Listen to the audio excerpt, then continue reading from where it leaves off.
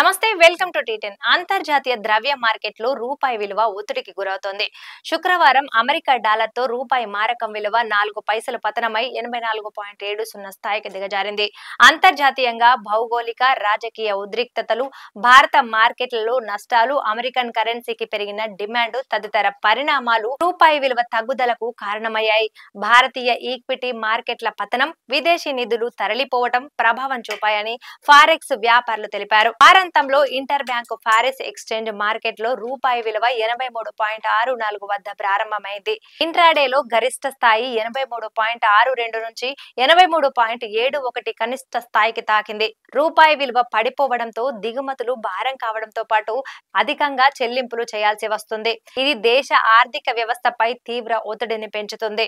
గత కొన్ని రోజులుగా వరుస లాభాలతో రాణిస్తున్న దేశీయ స్టాక్ మార్కెట్ల నష్టాలను చవిచూశాయి.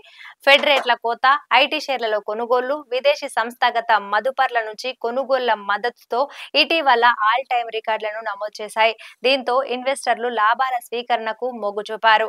ఈ క్రమంలో వారాంతంలో బీఎస్ఈ సెన్సెక్స్ 264 పాయింట్లు పతనమై 85,571.85 వద్ద ముగిసింది. ఇంట్రాడేలో 85,978 గరిష్ట స్థాయిని తాకింది. ఎన్ఎస్ఈ నిఫ్టీ 37.13 పాయింట్లు తగ్గి 26,178.95 వద్ద నమోదైంది. సెన్సెక్స్ 30లో పవర్ గ్రిడ్ కార్పొరేషన్, భారతి ఎయిర్టెల్, హెచ్డిఎఫ్సి బ్యాంకు, ఐసిఐసిఐ బ్యాంకు, హీరో మోటో కార్ప్ సూచీలు అధికంగా నష్టపోయిన వాటిలో ముందు వరుసలో ఉన్నాయి. మరోవైపు బీపీసీఎల్, సన్ ఫార్మా, దివి ల్యాబ్ సూచీలు 6.23% వరకు అధికంగా లాభపడిన వాటిలో టాప్ లో ఉన్నాయి.